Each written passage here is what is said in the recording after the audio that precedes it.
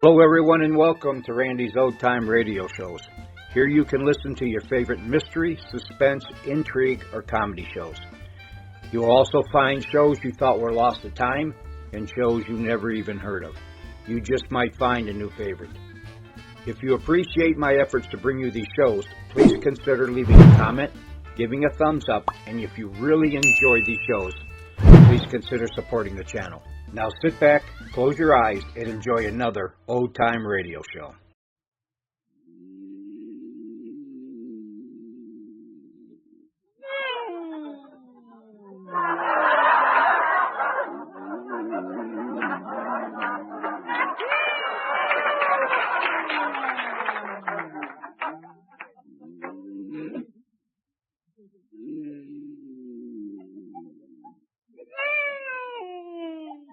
Like sleeping with an outboard motor. I wish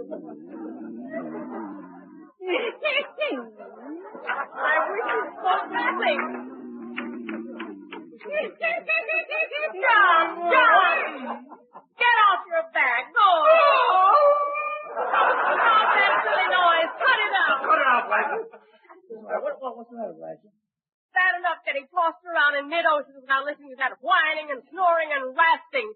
Been going on for 3 hours. I wish you could hear it. I hear it. Must be that fat guy in the next cab. Listen, it's fat guy at all, it's you. You've been snoring like a man who's choking to death. Not me. Never snored. You snored so loud they stopped the boat twice. What for?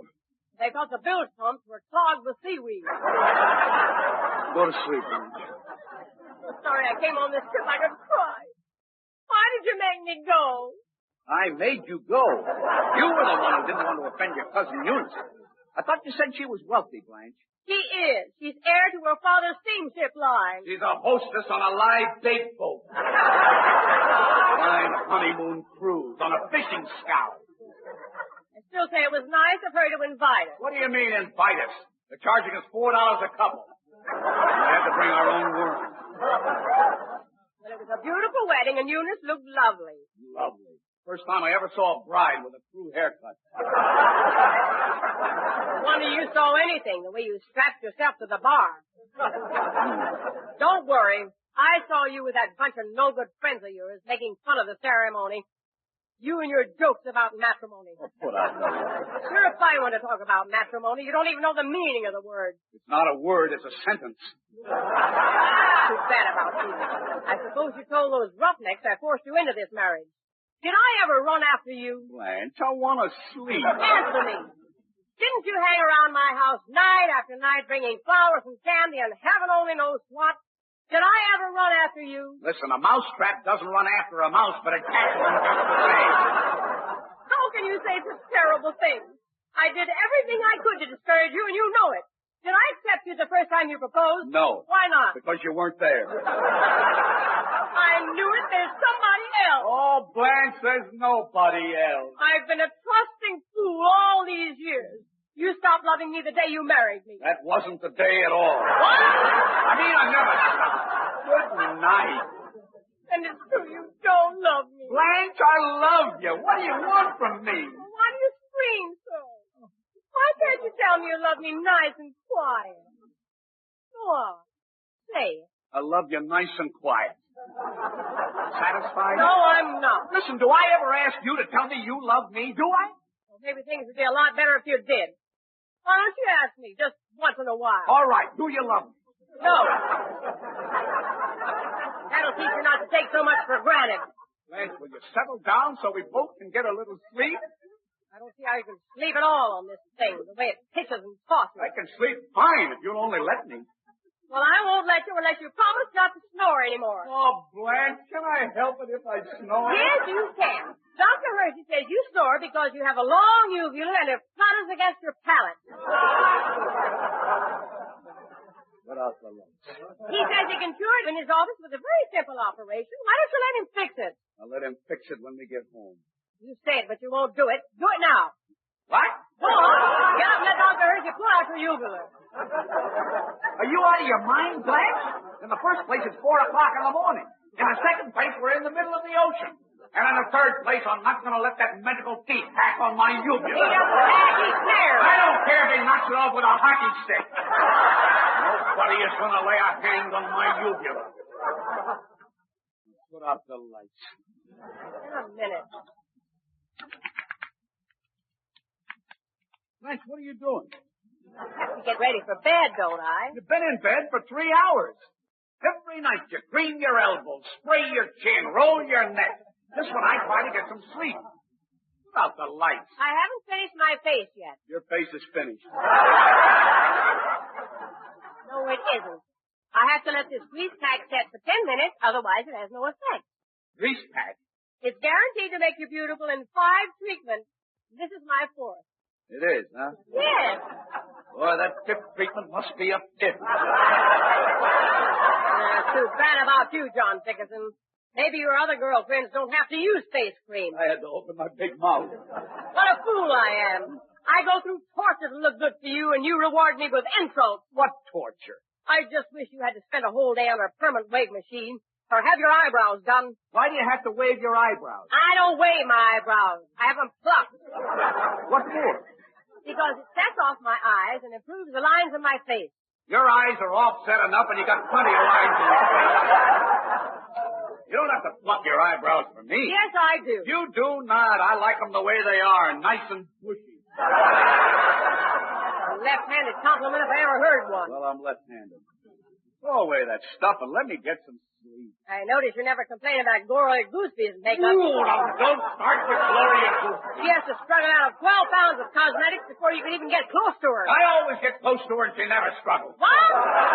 See, I hate the sight of Gloria Gooseby and you know it. Then why do you always stare at her? I never stare at her. Not much. You made an absolute fool of yourself the way you followed her around to the wedding tonight. It was that crazy dress she was wearing. That strapless thing with the 2 big buttons on it. What buttons? Those were your eyes. Now, I'll bet I could have 10 men tagging after me if I could afford the clothes she wears. Your clothes are better than hers. That's what you say. If you want to know something, the dress she wore tonight had a big rip in it. Oh, you were seeing things. Yeah, but she wore it just the same. How much longer are you going to be, Blanche? I must get a few minutes sleep. I'm finished now. Good night, John. Good night. It wouldn't hurt you to kiss me good night, you know. It hurts. Funny how 8 years of marriage can change a man. Before we were married, you'd stand in my living room every night and pucker your lips the minute I came in. Why don't you do it now, John? Because I'm too pooped to pucker. Can't you stop yapping for 1 minute, Blanche? Well, I have to talk about something or I'll go out of my mind. Why does this thing rock so much? I don't know. I'm getting scared, John. When are we supposed to land? Yesterday afternoon. I'll be surprised if we get there at all. But suppose the boat sinks, John. Oh, it won't sink. Well, suppose it does. Then it'll sink. Well, I can't swim. Will you save me? Yes, I'll save you. Why? Look, Blanche, I got a terrible neuritis in my legs. All I want to do is lie quietly so it doesn't pain too much. Who told you to get neuritis? Nobody told me to get neuritis. Serves you right for catching fish in your shorts. I didn't catch fish in my shorts. I used a rod. And if you just... What was that, John? I guess it was a wave. Must be a pretty rough sea. John? I don't feel so good. Lie still. Will you tell me what to do if I get seasick? It won't be necessary. You'll do it. It's awfully close in here, John. And this is the most uncomfortable thing I ever slept in. Are you comfortable? Why don't you change with me? Oh, please, Blanche. I purposely sacrificed my own comfort just so you wouldn't squawk. I took this bed with only 1 mat. I gave you my pillow. What more do you want? I want to change. I'm not comfortable. You are, too. There's nothing in the world more comfortable than a hammock. It swings too much. I keep rolling back and forth. Well, tie your feet to the wall. There isn't even any room to turn over. Why did you have to put your fishing tackle up here? It won't fit on the floor. I don't see why I should have to sleep with a 55-pound halibut. Couldn't get it off with a hook, and you know it. Besides, it isn't a halibut, it's a white sea bass. I don't care if it's a mackerel. I'm not going to have it in my hammock. It bothers me. It can't bother you. It's been dead for 11 hours. Turn the fish over on his side and go to sleep. No, you change places with me. Blanche, you're just being contrary. You know as well as I do it's more restful than a hammock. There's more air. And it's 10 times as good as this bed. You'll only suffer down here. I don't mind suffering. Well, I do. I'm not going to get up there. And throw this fish out. What are you saving it for? I told you I want to take it home and stuff it. Now settle down and go to sleep. No, you're going to change places with me or I'll keep talking all night. Okay, let's change. Oh, help me down. Come on. All right. So now you got the bed. How do you climb into this darn thing? Won't stop swinging. They can't get my other leg in. Bright, swing out! Are you hurt? Your face is all cold and clammy. Hey, and your mouth is cut from ear to ear. John, speak to me. I'm up here. That's a sea bass. Why do you scare me like that? Get this fish out of my bed. He's used to you, Blanche. Leave him alone. John? Hmm. I gotta have some water. Quick. What's the matter with you? I'm getting squeamish again. Oh, John, I need air. She needs water. She needs air. You want me to check your oil, too? Don't be funny. I can hardly breathe. Well, reach up and open the porthole. Porthole? What porthole? That little round thing with the iron handle. You got a porthole? I thought it was a wall safe. Well, I hope you didn't put any valuables in it. No, just those 8 bottles of liniment. Liniment? Blanche, those bottles were full of bourbon. You threw them in the ocean. Oh, why did you do that? And serves you right for trying to camouflage the stuff. I wondered why that school of sardines was chasing that shark. White bourbon. Oh, now I'm really sick. Somebody's at the door. Open it, John. That's the last straw, sick as I am. I'm coming. No! What happened? I forgot I was in the hammock. What do you want? You better hurry and get dressed, mister. What for? There's a big run of barracuda off the port bow. Well, let 'em run.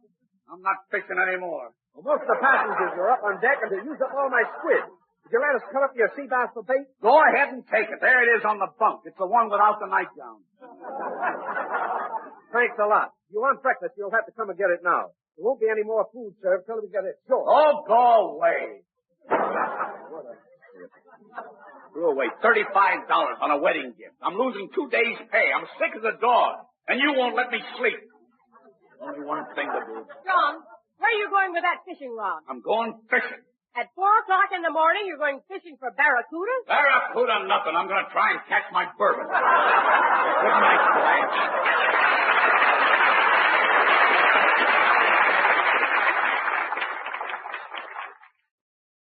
Hello, everyone. Randy here. I hope you enjoyed that episode. These old-time radio shows take a lot of time and effort to clean up and convert, so you can enjoy them again. If you appreciate the work I do and want to help keep these classics alive, please consider donating to support this channel. You can find the links in the description below, and for those of you who have already donated, I really do appreciate your kindness. Thanks so much for listening, and I'll see you on the next episode here on Randy's Old Time Radio Shows.